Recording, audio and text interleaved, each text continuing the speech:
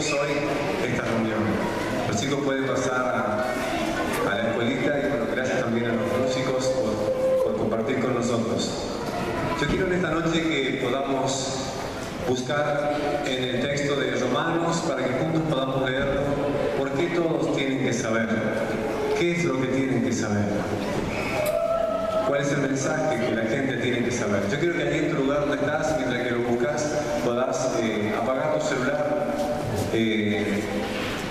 mutarlo, que no tenga silencio, perdón, que no tenga sonido, que lo pongas en silencio para que no te distraigas y tampoco se distraiga la persona que tenés al lado. En Romanos, en el capítulo 10, 14 al 15, dice: ahora bien, ¿cómo van a invocar a aquel en quien no han creído? ¿Y cómo creerán en aquel de quien no han oído? ¿Y cómo oirán si no hay quien les predique? ¿Y quién predicará sin ser enviado? Así está escrito, que hermoso es recibir al mensajero que trae buenas noticias. Al leer este texto es declarar cómo van a invocar si todavía no creen, y cómo van a creer si no han oído, y cómo van a oír si no hay quien les predique, ¿no? Estamos hablando de la necesidad de que las personas puedan escuchar un mensaje de esperanza. Y este mensaje de esperanza se hace a través de la iglesia, a través de la Biblia. Y queremos que este mes sea un mes donde vos puedas compartirle a tus compañeros, a tus amigos, a las personas que están al lado tuyo. Tenés algo que saber, tenés que enterarte de esto, tenés que enterarte de lo que me ha pasado, tenés que enterarte de lo que le pasó a mi familia, de lo que estoy viviendo, de lo que está ocurriendo. Entonces de esto se trata, que todo el mes de octubre sea un mes de desafío para la iglesia, para invitar a nuestros amigos, ¿no? De ahí que el culto a las 20 horas, porque bueno, todos tienen oportunidad de poder venir a las 20 horas, ¿no? Los que trabajan en la mañana el domingo, los que les gusta hacer deporte domingo en la mañana también, y bueno, luego tener un domingo en la tarde para venir al templo y compartir, es una bendición. Y justamente el mensaje de hoy es titulado Todos tienen que saber. Todos tienen que saber. El texto en el cual vamos a compartir y estar hablando es Juan, en el capítulo 4, y allí vamos a ver qué es lo que nosotros tenemos que saber.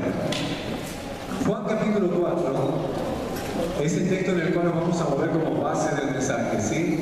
Pero hay dos textos que son maravillosos, que también vamos a buscar en la Biblia, y es Efesios capítulo 1 y Jeremías capítulo 1. Todos tienen que saber. Vamos a irnos primero, teniendo ya marcado Juan capítulo 4, vamos a irnos primero a Efesios capítulo 1. Y en Efesios capítulo 1 nos vamos a encontrar con algo que todos tenemos que saber, ¿sí? La primera verdad que encontramos en el mensaje de hoy, todos los que estamos acá, es que todos tienen que saber que fuimos creados y pensados y creados por Dios con propósitos de bendición. La primera verdad es que vos y yo fuimos pensados por Dios, creados por Dios con propósitos o para un propósito de bendición. Efesios capítulo 1, en el verso número 4 dice lo siguiente, ¿lo tenés? ¿Está allí para poder ponerlo? Que Dios nos escogió en Él antes de la creación del mundo. Una vez más, Dios nos escogió en Él antes de la fundación del mundo. Podemos leer el 3. Alabado sea Dios. Efesios 1:3. Padre de nuestro Señor Jesucristo, que nos ha bendecido en las regiones celestiales con toda bendición espiritual en Cristo. Ese Cristo, ese Dios, nos escogió en Él antes de la creación del mundo, para que seamos santos y sin mancha delante de Él. En amor, nos predestinó, ¿para qué? Para ser adoptados como hijos suyos por medio de Jesucristo, según el buen propósito de su voluntad. ¿Qué es lo que encuentro entonces? Primero, de lo cual vos tenés que enterarte y saber, es que vos no sos una casualidad. Siempre lo digo. No sos una casualidad. No soy una casualidad. No soy una equivocación del universo. Por ahí muchos padres dijeron o lo dicen, vos sos el que nunca buscamos, ¿no? ¿Has escuchado esto? Cuando había 2 o 3 hermanos, a él lo busqué, lo buscamos, el primero lo pensamos, el tercero sí, pero vos no, en vos no pensamos. Es terrible eso, ¿no? Que puedan decirlo como yo soy el no pensado por mis viejos, ¿no? Lo tuyo fue una equivocación, ¿no? Fue una noche de esas noches que puede tener un matrimonio y bueno, viniste, ¿qué va a ser flaco? Y bueno, te tuvimos que recibir. De repente te encontrás con algo así y decís, no puede ser, yo soy el no buscado, yo soy el no pensado, yo soy el que no estuve en la cabeza de papá y de mamá. Y por ahí pasa, y muchos de los que estamos acá puede ser que sea un caso así. Mis viejos nunca pensaron en mí, pero bueno, vine y me recibieron y me amaron, etcétera, etcétera. Bueno, podemos decir que quizás mi papá o mi mamá no me pensaron, o quizás no vine en el momento que ellos no se imaginaban de que yo pudiera venir, pero la realidad es que dice la Biblia que antes que el mundo fuese formado, vos y yo ya existíamos en el corazón de Dios. Fuimos pensados por Dios, fuimos predestinados por Él. Entonces, no soy una casualidad. Y si Dios fue el que me pensó y fue Dios el que te diseñó, fue Dios el que decidió que vos vinieras y ocuparas un lugar acá, es porque Dios tiene un propósito para tu vida. Dios tiene un plan para tu vida. ¿Vos lo crees? ¿Sí? Por ahí nos dijeron, vos sos bueno para nada, o no vas a alcanzar este tipo de cosas, o no vas a poder alcanzar estas metas, y un montón de cosas más que nos pueden llegar a decir. Pero yo tomo lo que dice la Biblia. Todos tienen que saber. ¿Qué es lo que tienen que saber? Que cada persona fue pensada y diseñada por Dios con un propósito divino. Amén. Estamos en un mundo donde cada vez las personas son más desvalorizadas. En un mundo donde el que tiene más valor o el que es tenido en cuenta es el que tiene poder. Pero la Biblia dice que todos somos iguales delante de Dios y que Él pensó en vos y en mí antes que el mundo fuese formado. Eso no es poco, ¿no es cierto? No es poco, ¿o no es así? No es poco. Antes que el mundo fuese formado y creado, yo ya había pensado en vos, dice el Señor. Pero también en Jeremías, en el capítulo 1, dice algo maravilloso. Jeremías, en el capítulo 1, Dios le da un mensaje a un muchacho. Por ahí nosotros no pensamos que Dios pueda tener tantas cosas para nuestra vida. ¿Por qué? Bueno, porque no nos dijeron de que esto era así. Entonces tenemos una idea muy lejana de Dios, que puede estar en algún lugar del cosmos, que puede estar ahí escondido, y la realidad es que yo no sé cómo será Él, no sé cómo puedo llegar a encontrarlo, ni tampoco sé qué es lo que tiene para mí. La verdad es que Dios tiene un plan para tu vida, y Dios pensó en vos antes de la fundación del mundo. Pero no solamente antes de la fundación del mundo. Mirá lo que dice Jeremías en el capítulo 1, en el verso número 4. ¿Lo tenés? Dice, la palabra del Señor vino a mí. Sí, a Jeremías. ¿Y qué le dice? Antes de formarte en el vientre, ¿qué dice? Léelo en voz alta. Antes de formarte en el vientre, ¿de qué vientre? El vientre de la mamá, ¿no es cierto? Antes de formarte en el vientre, yo te había elegido. Antes de que nacieras, ya te había apartado, te había nombrado profeta para las naciones. Esto es algo maravilloso. Por allí nosotros no sabemos qué es lo que Dios tiene para mí. Yo no sé por qué estoy acá. Es más, todavía no alcanzo a entender cuál es el propósito de toda mi vida. La realidad es que en Dios yo encuentro el propósito para mi vida. A Jeremías le dijo Jeremías, vos no sos una casualidad.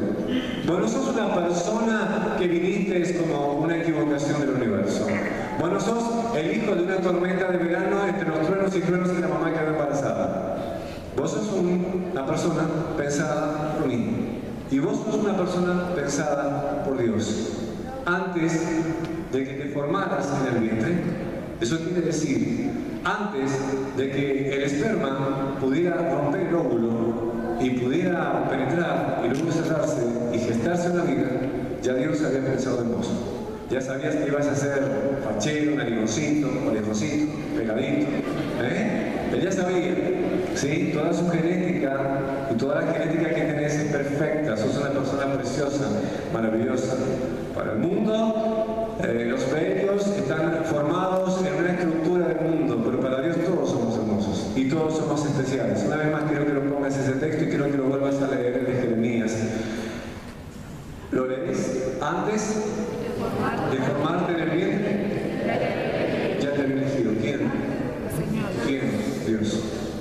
Antes que nacieras, ya te había apartado, te había nombrado por profeta para las naciones. Jeremías pensaba de que él no podía hacer lo que Dios estaba diciendo. Le comenzó a decir: Señor, yo soy muy niño para esto, no entiendo tantas cosas. Y él dijo: no digas que sos un niño, no digas que no vas a poder, porque a todo lo que yo te diga vos vas a hacerlo. Yo te pongo como muro fortificado, te pongo como puerta de bronce, van a pelear contra ti, pero no van a poder. Es decir, entonces, que no solamente Dios te dice para qué te ha apartado, sino que te da una palabra para fortalecerte y afirmarte para lo cual Él te ha apartado. Entonces, primera verdad, todos tienen que saber, que digo amigo, que yo no soy una casualidad. Es decir, yo no soy una casualidad. Yo soy una persona pensada por Dios. Una vez más, soy una persona pensada por Dios. Y Dios tiene propósitos para mi vida. Decirlo aquí, Dios tiene propósitos de bendición para mi vida. Amén. La segunda verdad es que todos tienen que saber que Dios envió a su Hijo al mundo, a su Hijo Jesús, para darnos libertad y salvación. Mensaje muy básico esta noche, ¿no es cierto? Pero qué bueno que podamos saberlo una vez más. Todos tienen que saber que Dios envió a su Hijo al mundo para traer libertad y salvación. Juan 3:16, ¿qué dice? Porque de tal manera amó, a ver, que lo fuerte lo que se sabe. De tal manera amó Dios al mundo que ha dado a su Hijo unigénito, para que todo aquel que en él crea no se pierda, mas tenga la vida eterna. De tal manera, es decir, wow, ¿habrá alguien que pueda amar tanto a la humanidad que entregó a su único Hijo? Evidentemente el amor de Dios es incomparable. De tal manera Él te amó a vos y a mí, que entregó la vida de su único Hijo para que muriera en la cruz, y en la cruz del Calvario quedaran clavadas todas nuestros pecados, nuestras deudas, como dice Colosenses, que allí Él clavó nuestras multas, las que nos eran contrarias, y allí venció públicamente a Satanás, triunfando sobre todos los demonios en la cruz del Calvario. Por eso cantaba recién Carlos que nosotros estamos por sobre las tinieblas. Amén. Entonces, si declaramos que Él entregó su vida por mí, por vos, porque lo hizo con tanto amor, es algo que todos tienen que saber. ¿Sí? Todos tienen que saber esta noticia, que hay alguien que te ama, que hay alguien que te tiene en cuenta, que ese alguien que te pensó antes que nacieras, te ama. No solamente te pensó, te ama. Hay gente que dice: ¿podrá alguien amarme? Si Dios te ama. Y te ama de tal manera que entregó a su único Hijo. Y Jesucristo ocupó el lugar que teníamos que ocupar nosotros por nuestros pecados. Y en aquella cruz, Él pagó el precio de nuestros pecados. Y este es el mensaje de salvación. Este es el mensaje de la buena noticia. Este es el mensaje que todos tienen que saber: que Dios te ama. Dios te ama. ¿Puedes decir: Dios me ama? ¡Wow! ¿Quién entregaría un hijo por otra persona? Los que son padres acá, ¿qué es lo que más amamos? Nuestros hijos. Los amamos y daríamos nuestra vida por ellos. Cuando están ellos mal, le decimos a Dios: Señor, que me pase a mí, pero que no le pase a ellos. ¿No es así? ¿Cierto? Porque amamos a nuestros hijos.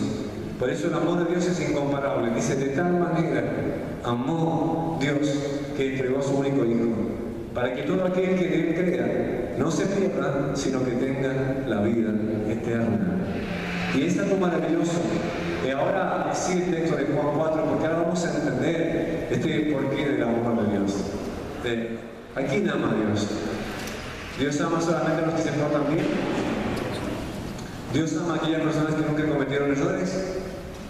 ¿Dios ama a aquellos que son muy poderosos? ¿Dios ama a aquellas personas que solamente han tenido una preparación en la vida? Dios ama a aquellas personas que son de una muy buena familia. Dios ama a aquellas personas que tienen la familia tipo papá, mamá y sus hermanos y que fue todo bien en la vida. Dios ama a todas las personas. Dios ama a todas las personas. Y hoy quiero hablar de esto en Juan capítulo 4 del 1 al 42. Nos encontramos con un texto donde dice que Jesús tenía que pasar por Samaria. Él estaba predicando la palabra y Él estaba enseñando, estaba sanando, estaba restaurando. Pero hay algo muy particular en este capítulo, porque Jesús era judío. Y la Biblia dice allí de que judíos y samaritanos no se hablaban, estaban peleados. Y encuentro acá, cuando veo lo de Juan capítulo 4, una verdad tremenda, y es que Jesús, y todos tienen que saber, de que Él quiere pasar en medio de nuestras confusiones para traernos libertad. Él quiere pasar en medio de nuestras confusiones, de nuestras situaciones de confusión, para traer libertad y para poder traer bendición. Dice en Juan 4, del 4 al 5, que Jesús, ¿lo tenéis en Juan? Vamos a buscar todos juntos Juan, en el capítulo 4, la Biblia dice: